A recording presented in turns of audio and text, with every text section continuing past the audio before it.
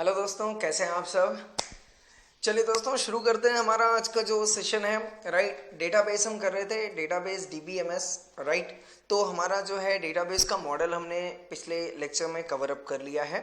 DBMS से related हमने दो क्वेश्चंस कवर कर लिए थे। राइट, कौन से दो क्वेश्चंस हमने कवर कर लिए थे? That is task and operation. तो अगर आप समझो तो हमने पूरा हार्डवेयर कंप्लीट कर लिया, सॉफ्टवेयर कंप्लीट कर लिया, डेटाबेस के मॉडल्स कंप्लीट कर लिए, that is hierarchical, network, relational and object oriented database. Then इसके बाद हमने task and operation of DBMS complete कर लिया। राइट, इसके बाद अब जो हम स्टार्ट करते हैं that is advantages and disadvantages of DBMS.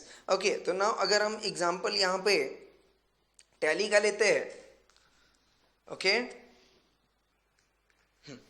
ना एडवांटेजेस ऑफ डीबीएमएस जो हम बोल रहे हैं, तो यहाँ पे सबसे पहला पॉइंट आता है permitting data sharing. Now what do mean bye data sharing दोस्तों? ना यहाँ पे एग्जांपल अगर हम ले, एग्जांपल पे हम ले रहे से सपोज हमने बुक यूज़ किया होता, हमने आपको बताया था डेटा दो जगह पे रखे होंगे।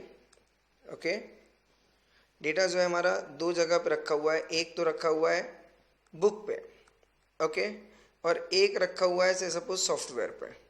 राइट, ना अब जब हम बुक यूज करते हैं तो यहाँ पे जो डेटा रखा हुआ है, it is very difficult to share the data amongst multiple users. Multiple users में यहाँ पे डेटा शेयर करना पॉसिबल नहीं है। One user at a time can refer the book and access the data. Right, now अगर अब ये data same data दूसरे बंदे को देना है, तो अभी ये जो बुक है पहले बंदे के पास है, वो बुक पहले वाले बंदे के पास नहीं रहेगी, किसके पास अवेलेबल रहेगा? दूसरे बंदे के पास अवेलेबल। मतलब कहने का क्या हो गया कि अगर आप मैनुअली डेटा मेंटेन करते हो तो that same data can not be accessed bye multiple users simultaneously. तो बुक के केस में क्या होएगा दोस्तों, या तो बुक एक पर्टिकुलर बंदा यूज करेगा या तो दूसरा बंदा यूज करेगा।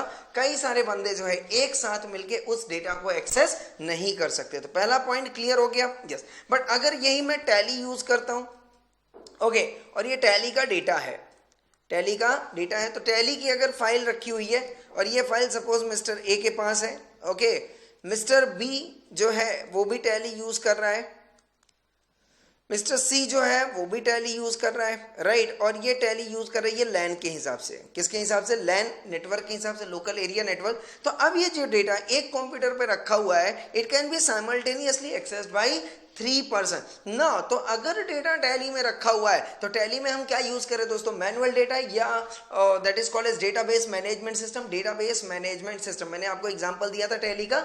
यस, टैली का जो डेटा है वो कौन मैनेज कर रहा है? Database management system. तो ये जो टैली है, ये टैली एप्लीकेशन सॉफ्टवेयर भी है और इसके अंदर डीबीएमएस भी रखा हुआ है डेटा को मैनेज करने के। तो बहुत सिंपल सी लैंग्वेज बोलता हूं, एप्लीकेशन सॉफ्टवेयर का काम क्या था तो दोस्तों डेटा को प्रोसेस करना। मतलब डेटा प्रोसेस टैली ने किया, इसका मतलब क्या हुआ? आपने जर्नल एंट्रीज किया और आपको क्या मिल गया? Balance sheet.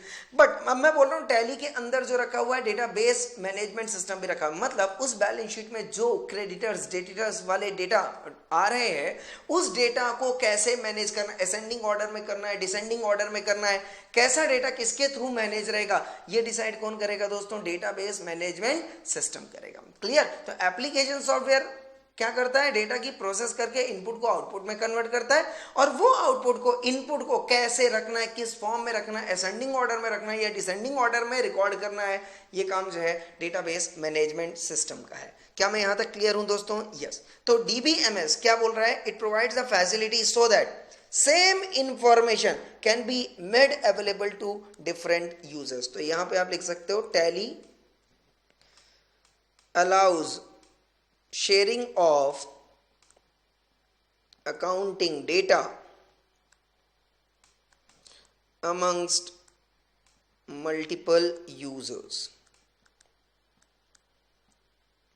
simultaneously. Clear? Okay, तो यहां पे क्या हो जाएगा? एक डेटा है, इस डेटा को कई सारे यूजर एक साथ एक्सेस कर सकते हैं। This is the meaning of this point.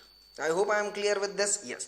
Now, अब सेकेंड आता है दोस्तों, integrity can be maintain. What do you mean by integrity? Integrity अगर आप टर्मिनोलॉजी पे जाके, एग्जैक्टली मैंने टर्मिनोलॉजी इसीलिए लिखाई थी। इंटीग्रिटी अगर आप वहां पे जाके देखोगे तो वहां पे मैंने लिखा हुआ है दोस्तों सिक्योरिटी। और आप मेरे को बताओ कि डेटा अगर बुक में है तो इस बुक में रखे हुए डेटा को कोई भी एक्सेस कर सकता है अगर बुक उसके हाथ में लग गई तो, राइट। तो आप डेफिनेटली इसको प्रोटेक्ट करने के लिए आप कबर्ड यूज करोगे, कबर्ड में ताला लगाओगे, राइट, बिल्कुल।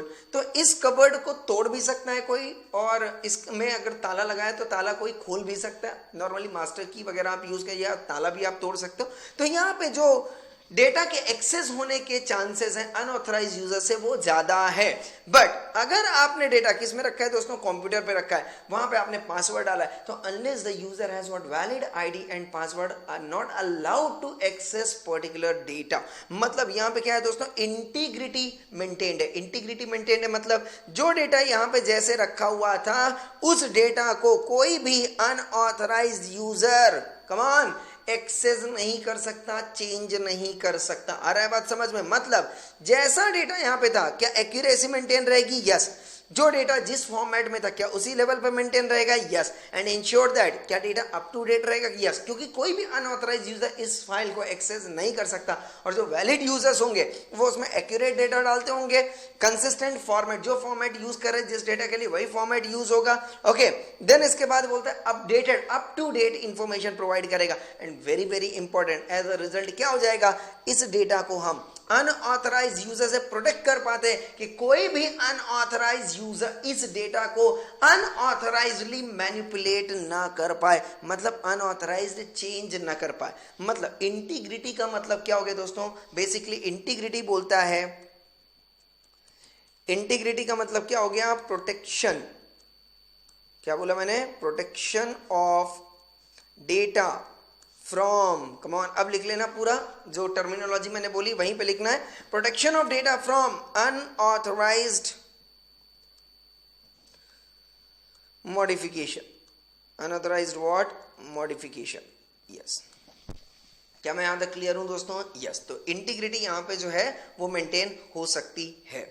नाउ अब आता है दोस्तों, तो इंटीग्रिटी का मतलब क्या हो गया कि अगर आप टैली में डेटा रखोगे तो टैली का डेटा जो है अनऑथराइजली एक्सेस, अनऑथराइजली चेंज नहीं हो सकता। तो वहां पे आप सिंपल लैंग्वेज में आप लिख सकते हो एग्जांपल के तौर पे, tally protect data from unauthorized changes, unauthorized changes. Clear है? यस। पक्की बात है? 100% यस। ना नेक्स्ट पॉइंट आता है दोस्तों, मिनिमाइजिंग डेटा रिडंडेंसी। ये मैंने आपको एग्जांपल के वक्त ही दिखा दिया था कि डुप्लीकेशन एंट्री वहां पे पॉसिबल नहीं। आप अगर टर्मिनोलॉजी पे देखोगे, डेटा रिडंडेंसी मैंने बोला हुआ है, डेटा रिडंडेंसी मतलब क्या होता है, डुप्लीकेशन। तो यहाँ पे देखो लिखा है, it avoids duplication of information data redundant to the extent possible so that same data should not be existed more than once in the same file. तो कहने का मतलब यहाँ पे ये देखो एग्जाम्पल भी लिखा है, purchase account can not be created twice in the same data file. हाँ, आप फाइल नहीं बनाओ, उसमें आप फिर से परचेज अकाउंट क्रिएट कर सकते हो, बट सेम फाइल में दो बार आप परचेज अकाउंट क्रिएट नहीं कर सकते। 4 पॉइंट क्लियर हो गए।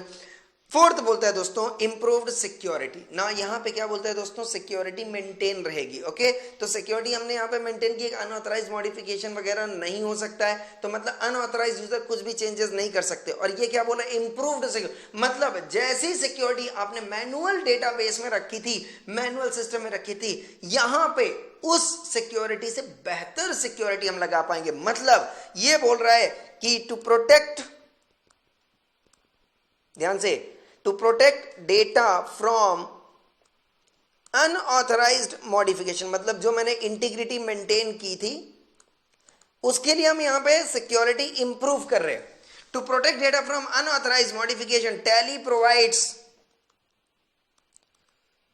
Various securities facilities such as ID and password. सबसे पहला आता है ID and password, right. Second, antivirus, right. तो जो भी वायरस वगैरह आएंगे वो भी आप रिमूव कर सकते हो, तो वायरस भी जो है वो अनऑथराइज चेंजेस कर सकते हैं, तो एंटीवायरस भी दे दिया उसने। देन इसके बाद और क्या हो सकता है दोस्तों, auto log out. Auto log out facility भी हम टैली पे रख सकते हैं कि अगर आप 5 या 10 मिनट तक या 5 मिनट तक आप सिस्टम को एक्सेस नहीं करोगे तो जो टैली है वो अपने आप क्या हो जाएगा, फाइल को लॉक कर देगा। तो auto log out facility is available in the tally file. तो ये क्या हो गया कि यहां पे अब जो है आप वैरायटीज ऑफ सिक्योरिटीज लगा सकते हो सेम डेटा को प्रोटेक्ट करने के लिए। तो यहां पे बहुत सिंपल से इंप्रूव सिक्योरिटी का मतलब यहां पे क्या हो रहा है दोस्तों, एक सिक्योरिटी नहीं लगाएंगे अपन, 3 4 5 सिक्योरिटीज लगा सकते हैं सेम डेटा को प्रोटेक्ट करने के लिए। ओके, और यहां पे क्या बोलता है, इंटीग्रिटी कैन बी मेंटेन्ड से सिक्योरिटी लगाना है। और यहां पे फोर्थ वाले पॉइंट पे क्या बोलता है कि एक सिक्योरिटी नहीं, 5 10 सिक्योरिटीज अपन यहां पे लगा सकते हैं, जो कि मैनुअल डेटाबेस में पॉसिबल नहीं था। ओके, ना इसके बाद यूजर फ्रेंडली, ये बोलते हैं साहब यूजर फ्रेंडली, जो tally it is not so difficult during operation. अगर किसी भी इंसान को अकाउंटिंग का कॉन्सेप्ट पता है और थोड़ा बहुत कंप्यूटर का नॉलेज है, he can use tally database system very simple manner, right. तो यहां पे बोलता है कि साहब यही जो डीबीएमएस है ना, ये बहुत सिंपल होता है, बहुत ज्यादा डिफिकल्ट नहीं होता, आपको अलग से कोई क्लास करने की जरूरत नहीं पड़ती, कि एक बेसिक नॉलेज हो अगर आपको कंप्यूटर सिस्टम का, ये सॉफ्टवेयर आप यूज कर सकते हो, राइट। तो यहाँ पे अपन लिख सकते हैं ये जो डीबीएमएस है, मैंने एक तो आपको टैली का सॉफ्टवेयर बताया है, दूसरा ओरेकल बताया जो डीबीएमएस है, तीसरा ACC अकाउंट सॉफ्टवेयर बताया है, राइट। एजुकेशनल इंस्टीट्यूट के केस में बताया था कि जो मैं यूज कर रहा हूँ अटेंडेंस मेंटेन वगैरह करने के लिए, ये सारी चीज। तो it is not so difficult, वहां पे दिया, क्लिक किया था, ऑप्शन आ गया, वहां पे मैंने अटेंडेंस दिया, बात खत्म। कोई अलग से क्लास करने की जरूरत नहीं, अलग से कमांड यूज करने की जरूरत, आपको मैनुअली कुछ करने की जरूरत नहीं है, आप बस सेव करोगे, डेटा अपने आप सेव हो। तो you just need to provide input into the system, processing will be done automatic. तो how DBMS becomes user friendly. तो डीबीएमएस यूजर फ्रेंडली क्यों हो जाता है, बिकॉज इट हैज व्हाट। तो यहां पे लिख सकते हो DBMS example tally, Oracle, account soft etcetera become what, are user friendly because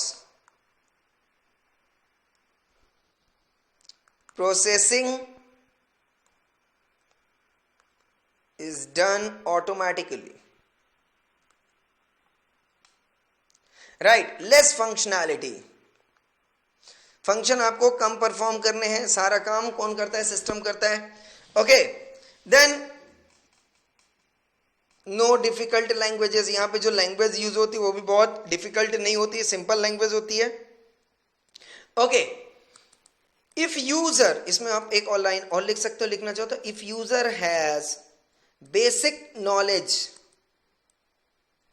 of computer system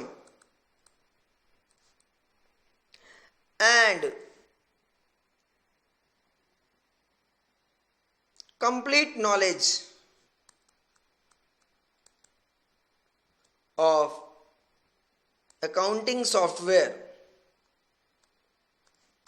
he can easily use tally system, right. तो यूजर फ्रेंडली ऑब्वियसली बहुत डिफिकल्ट नहीं है। Faster application development, now what do you mean by faster application development. Now दोस्तों यहां पे बहुत simple language में मैं आपको बताता हूं। सपोज मान लो आपको डेटाबेस मैनेजमेंट सिस्टम बनाना है, okay. Now database management system से सपोज मान लो ये हो गया, डेटाबेस मैनेजमेंट सिस्टम आप बना रहे हो। अब डेटा को मैनेज करना है तो यहाँ पे बहुत सारे क्या चाहिए आपको, फैसिलिटीज चाहिए, बहुत सारे कमांड चाहिए, राइट।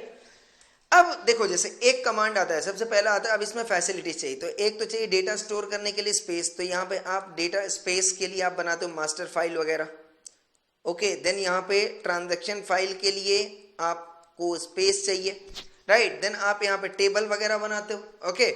ना अब ये आपको अगर डेटा लिखना है तो ध्यान से बताओ मेरे को, फॉन्ट की जरूरत पड़ेगी या नहीं पड़ेगी, आपको फॉन्ट की जरूरत पड़ने वाली है, राइट, क्योंकि आप लिखोगे तो फॉन्ट तो चाहिए, ओके। कलर कॉम्बिनेशन की जरूरत पड़ेगी, यस, कलर कॉम्बिनेशन की जरूरत यहाँ पे पड़ सकती है कि भाई किस कलर में आपको टाइप करना है, ओके। तो कलर कॉम्बिनेशन भी आएगा, ओके। देन इसके बाद यहाँ पे बहुत सारे टूल्स भी यूज कर सकते हैं हम, राइट। जैसे आप टैली में देखोगे, यस, ये आप टैली में देखो, ये रहा, ये जैसे डेट है, पीरियड है, कंप्यूटर इंफॉर्मेशन है, सिलेक्शन है, सॉरी कंपनी इंफॉर्मेशन है, सेलेक्ट कंपनी है, शट कंपनी है, वेब ब्राउजर है, ये जो कॉन्फ़िगरेशन है, राइट। तो ये जो सारे फीचर्स है ये हमने किसी न किसी सॉफ्टवेयर में दिया हुआ था। ओके ना, इसके बाद इसने यहाँ पे क्या किया कि जब ये नया प्रोग्राम बना रहा था, जैसे सपोज मान लो मैं ऐसे एग्जाम्पल लेता हूँ, आपको जल्दी समझ में आएगा। Okay now see,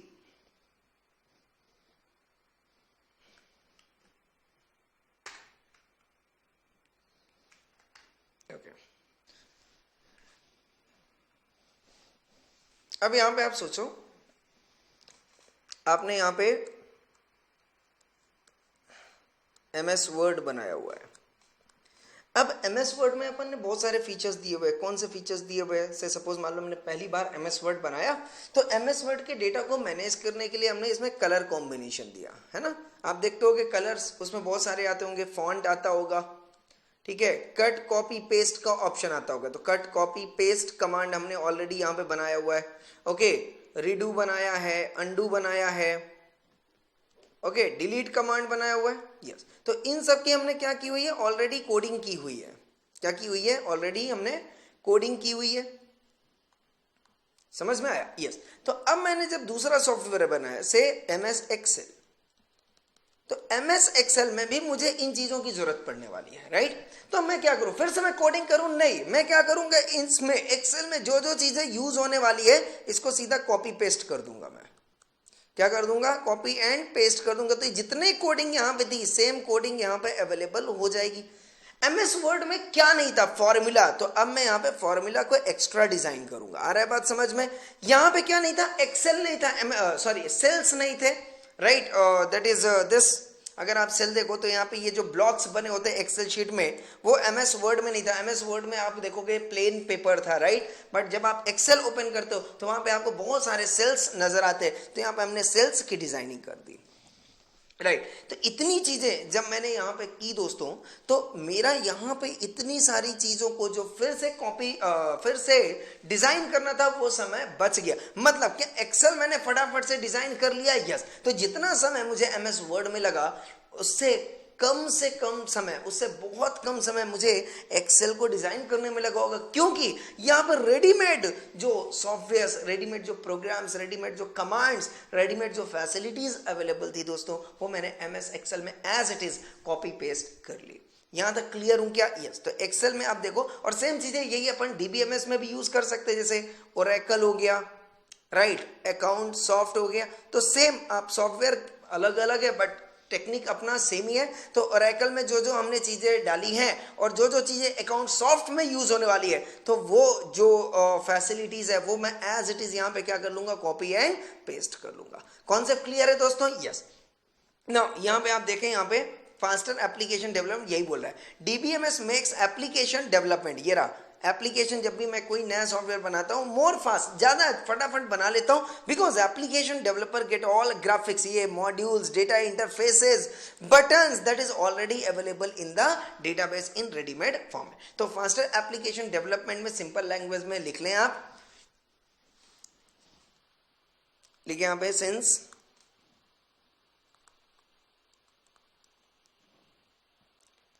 program used in DBMS are already ready-made available,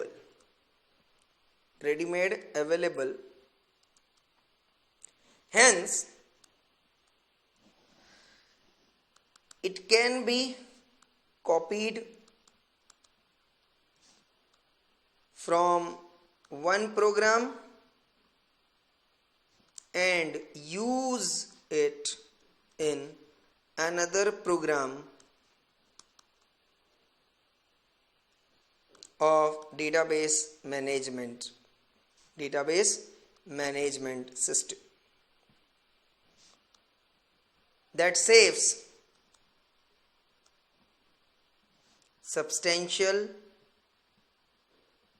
time in designing new software, right? Yes तो पुराने सिस्टम का सॉफ्टवेयर जो है प्रोग्राम है वो नए सिस्टम में हम एज इट इज यूज कर सकते हैं।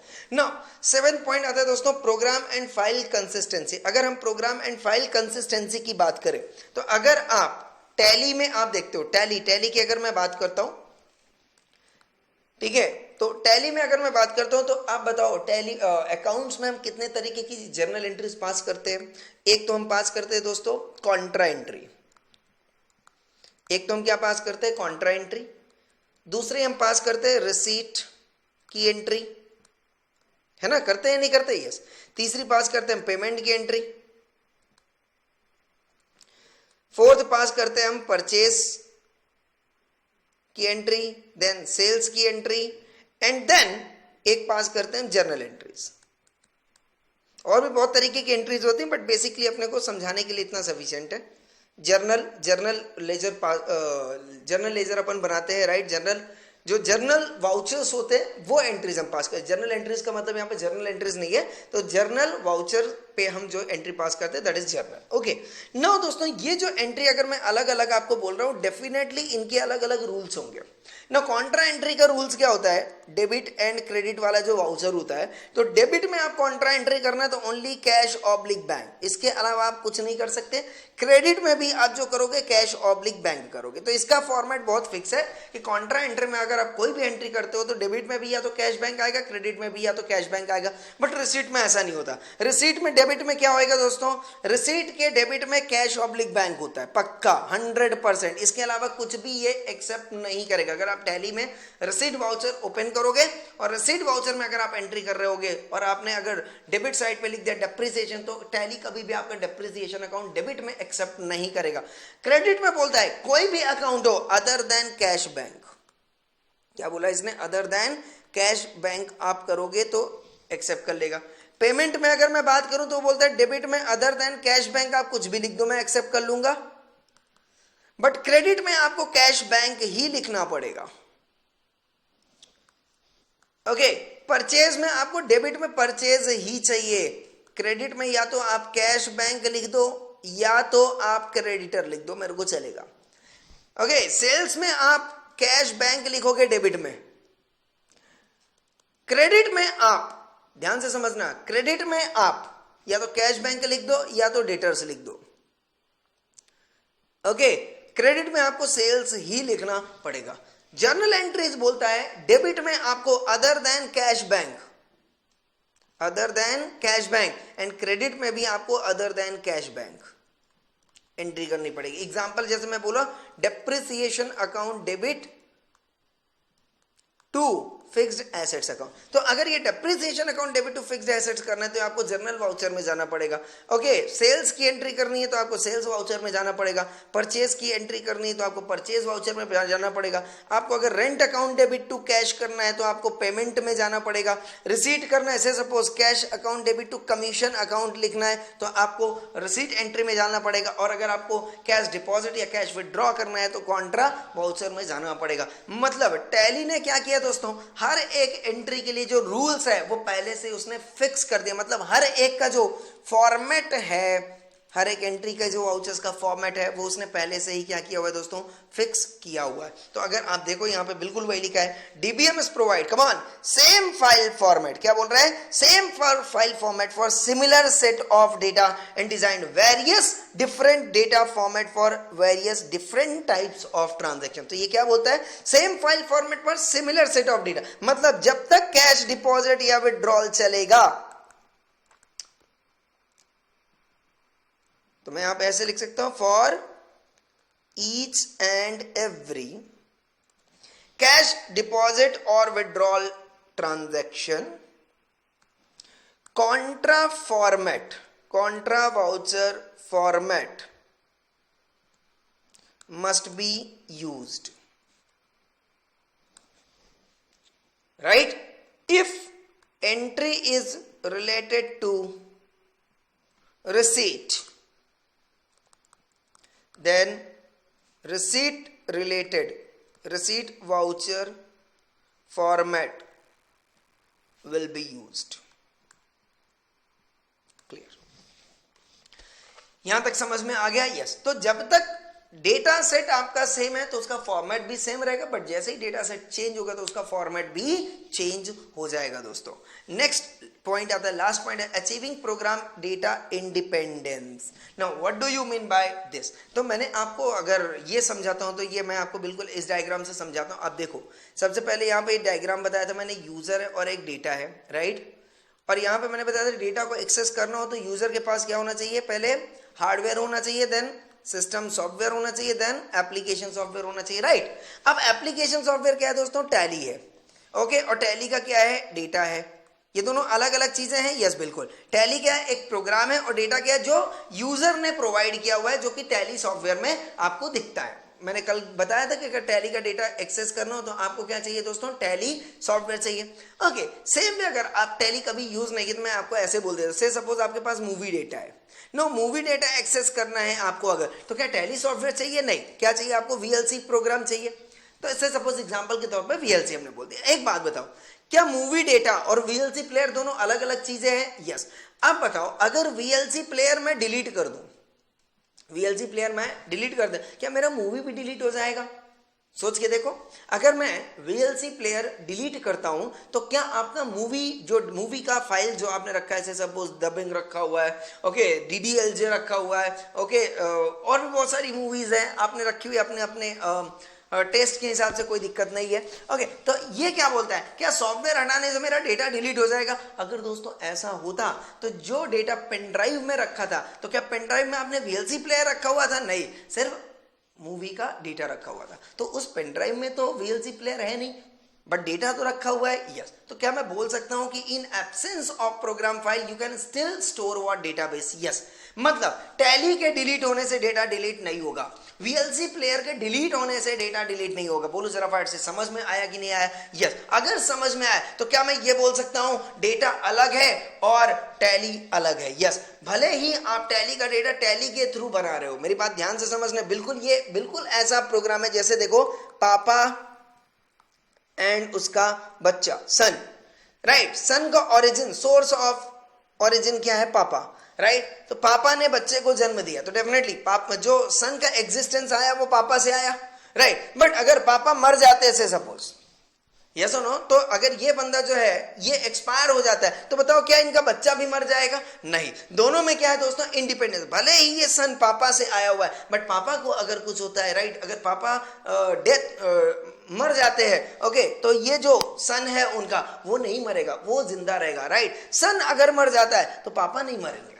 कहने का मतलब क्या हो गया कि ये जो सन वाला, सन मतलब डेटा एंड पापा मतलब प्रोग्राम, तो अगर डेटा को बनाने वाला प्रोग्राम है तो इसका मतलब ये नहीं है कि प्रोग्राम के डिलीट होने से डेटा भी डिलीट हो जाएगा। तो प्रोग्राम अलग चलता है, डेटा अलग चलता है। आप अपने देख लो, आप कंप्यूटर से आप अपना सॉफ्टवेयर अनइंस्टॉल कर दो, तो सॉफ्टवेयर अनइंस्टॉल करोगे, ध्यान से समझना, तो अगर सपोज मान लो आपने एमएस ऑफिस अनइंस्टॉल कर दो, जितनी भी एमएस वर्ड की फाइल है आप उसे ओपन नहीं कर पाओगे। ध्यान से समझना, डेटा डिलीट नहीं होता है दोस्तों, डेटा आप एक्सेस नहीं कर पाते हो, क्योंकि वो जो फैसिलिटीज डेटा को रीड करने की थी, वो सॉफ्टवेयर, वो प्रोग्राम अब सिस्टम में अवेलेबल नहीं है। क्लियर है या नहीं क्लियर है? यस। तो ना यहां पे क्या बोलते हैं, in a DBMS data does not reside in the application. देखिए यहां पे जो डेटा है एप्लीकेशन में नहीं रहता, तो डेटा कहां पे रहता है दोस्तों, अलग जगह पे स्टोर होता है, एंड एप्लीकेशन कहां पे स्टोर होता है, अलग जगह पे स्टोर होता है। दोनों ही दोस्तों हार्ड डिस्क में स्टोर होते हैं। मैंने बताया था application program, system software program and उसका डेटा, तीनों भी हार्ड डिस्क में होते हैं, बट तीनों भी अलग अलग स्टोर होते हैं। क्या कॉन्सेप्ट क्लियर है मेरा? यस। वहां पे लिख लेना, tally and tally data both are stored separately, hence if tally gets uninstalled, data cannot be deleted, and vice versa. कौन सी वर्षा? vice versa, right yes. तो टैली अगर आप अनइंस्टॉल करोगे तो टैली का डेटा डिलीट नहीं होगा। अगर आप टैली का डेटा डिलीट कर, से सपोज आपने एमएस वर्ड की कुछ फाइल डिलीट कर दी, तो क्या प्रोग्राम भी डिलीट होता है? नहीं, प्रोग्राम डिलीट नहीं होता। तो डेटा के डिलीट होने से प्रोग्राम डिलीट नहीं होगा, एंड प्रोग्राम के डिलीट होने से डेटा डिलीट नहीं हो सकता। क्या मैं यहां तक 8 पॉइंट्स क्लियर है मेरा दोस्तों? यस। तो यहां पे टिप्स आती हैं, आप टिप्स लिख लेना दीदी। यस, टिप्स लिखो।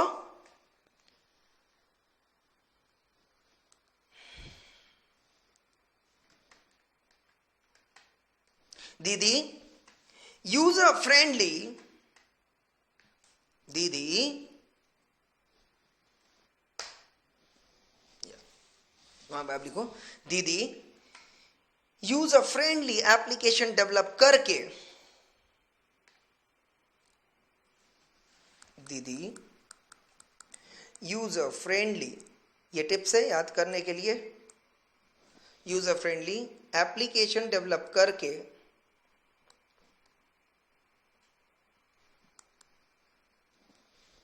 दीदी यूजर फ्रेंडली एप्लीकेशन डेवलप करके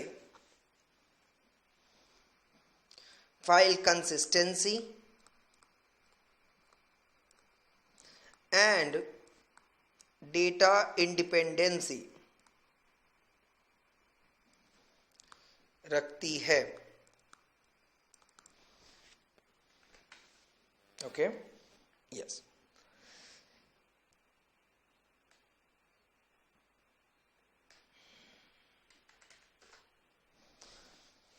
यस, क्या बोला मैंने? डी फॉर देखो डेटा शेयरिंग लिखा हुआ है। डी फॉर क्या है? डेटा शेयरिंग है। I for integrity. Okay, D for again data redundancy, कम हो जाएगा, लिखते चलना। I for improved security. दीदी अगर याद हो गई तो सब याद हो जाएगा दोस्तों। ओके, तो दीदी user friendly as it is, application development as it is, file consistency as it is, and data independency as it is. तो टिप्स बहुत ही सिंपल है दोस्तों। ओके, नाउ टिप्स बहुत सिंपल लैंग्वेज में क्या बोल रहा है? दीदी, कम ऑन मेरे साथ बोलना, दीदी यूजर फ्रेंडली एप्लीकेशन डेवलप करके, दीदी यूजर फ्रेंडली एप्लीकेशन डेवलप करके फाइल कंसिस्टेंसी और कम ऑन और डेटा इंडिपेंडेंसी रखती है। यहीं पे ब्लॉक दिया हुआ है, यहीं पे आप लिख सकते हैं दोस्तों। ये रहा यहाँ पे दीदी, यहाँ पे आप टिप्स लिख लेना पूरा। दीदी कैपिटल में रहेगा। तो डी फॉर क्या था? डेटा शेयरिंग रहेगा। आई फॉर इंटीग्रिटी मेंटेन रहेगा। डी फॉर रिडंडेंसी कम हो जाएगा, एंड देन सिक्योरिटी इंप्रूव्ड हो जाएगी। आ रहा है बात समझ? तो डेटा शेयरिंग रहेगा। ओके, आई फॉर क्या था? इंटीग्रिटी प्रॉपर मेंटेन रहेगी, डेटा रिडंडेंसी कम हो जाएगा, एंड सिक्योरिटी इंप्रूव हो जाएगी। तो D for data sharing, I for integrity can be maintained, D for data redundancy reduce हो जाएगी, I for improved security, then बाकी सब as it is. User friendly application development मतलब faster application development, file consistency, data independency, इतनी चीजें यहां पे cover हो जाएगी। फिर से मैं बोलना चाहूंगा, कम ऑन, दीदी यूजर फ्रेंडली एप्लीकेशन डेवलप करके फाइल कंसिस्टेंसी और डेटा इंडिपेंडेंसी रखती है। Okay, D for data sharing, I for integrity can be maintain, D for data redundancy can be reduce, I for improved security, user friendly faster application development, file consistency and data independency. So this is the tips you need to remember to recall all the points. क्या मैं यहां तक clear हूं दोस्तों? Yes. तो data sharing हो जाएगा, integrated unauthorised modification नहीं होगा, सेम डेटा दोबारा नहीं आना चाहिए। ओके, इंप्रूव सिक्योरिटी मतलब क्या हो गया? 4-5 सिक्योरिटीज यहां पे हम यूज करेंगे। यूजर फ्रेंडली बहुत ज्यादा डिफिकल्ट नहीं होता, क्योंकि ये सारे ऑपरेशन अपने आप खुद ही कर लेता है। फास्ट एप्लीकेशन, बहुत सारी चीजें रेडीमेड अवेलेबल होती है, इसलिए बार बार उसे बनाने की जरूरत नहीं है। प्रोग्राम एंड फाइल कंसिस्टेंसी, जब तक डेटा सेम रहेगा तब तक फॉर्मेट सेम रहेगा, डेटा का नेचर चेंज हो जाएगा, फॉर्मेट हमारा चेंज हो जाएगा। एंड द लास्ट पॉइंट आता है achieving program oblique data independence, मतलब क्या होता है? प्रोग्राम अलग जगह पे है, डेटा अलग जगह पे है। क्या मैं यहां तक क्लियर हूं दोस्तों? Yes. Okay, disadvantages of DBMS क्या बोल रहे हैं साहब? एक तो कॉस्ट, ऐसा सॉफ्टवेयर डेवलप करना is very costly and time consuming. Why costly दोस्तों? क्योंकि आपको यहां पे जो है कोडर अपॉइंट करना पड़ेगा, सिस्टम डेवलप करने के लिए पूरी टीम अप्लाई करनी पड़ेगी, तो यहां पे आपको सैलरी पे करना पड़ेगा दोस्तों। Salary to what? Software developer, designer, okay, testing करने के लिए भी चाहिए सॉफ्टवेयर बराबर काम कर रहा है नहीं कर रहा है, तो टेस्टर। ओके, देन इसके बाद एक्सपेंसिव है तो डेफिनेटली सैलरी बहुत ज्यादा होएगा, राइट? कंप्यूटर कॉस्ट आ जाएगी आपको, ओके, सॉफ्टवेयर की कॉस्ट आएगी, ओके, देन इसके बाद ट्रेनिंग देना पड़ेगा लोगों को, तो इन सब चीजों की वजह से जो कॉस्ट है वो बढ़ जाएगा। एंड दूसरा होता है दोस्तों time consuming. What do mean by time? Obviously software develop करना is not a easy task, it requires lots of time to develop complete software. Clear? तो दोनों चीजें कि कॉस्टली भी रहेगा, time consuming, and definitely security issues आ सकते हैं। क्या सिक्योरिटी इश्यूज आ सकता है यहाँ पे? कि जो सिक्योरिटीज सॉफ्टवेयर में चाहिए, से suppose ID and password, okay, antivirus,